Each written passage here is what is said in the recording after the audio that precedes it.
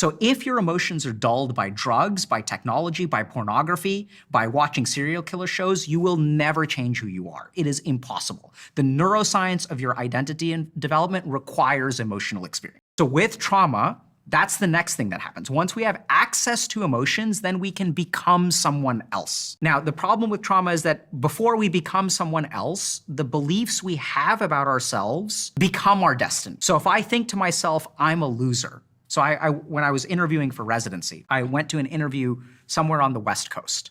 And the director of the program called me in at the end of the interview, and they're like, we don't understand why you're here. And I was like, what do you mean you don't understand why I'm here? And they're like, your application is really good. You could end up at any program in the country.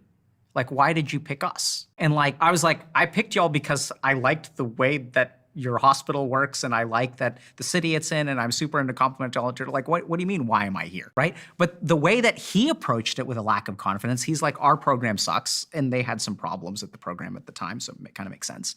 But this becomes a self-fulfilling prophecy. If I go into a job interview and I feel a lack of confidence, if I believe I'm a loser, then I'm not gonna get the job. You used to go to clubs and buy bottles of champagnes and thought that you were a loser, didn't end up where you wanted to go. So this is what a lot of people don't understand. Everyone's focused on productivity. But the single most important thing that will determine your future is your sense of who you are. And that's not like some, spiritual, get connected with you. This is like fucking science, right? If you believe you are a loser, the empathic circuits of other people's brains will detect that in you, and they will treat you like a loser. You carry who you are with you. That's why you get into failed relationship number 1, failed relationship number 2, failed relationship number 3, until you changed. And when you change, your sense of identity changes, then your future will change.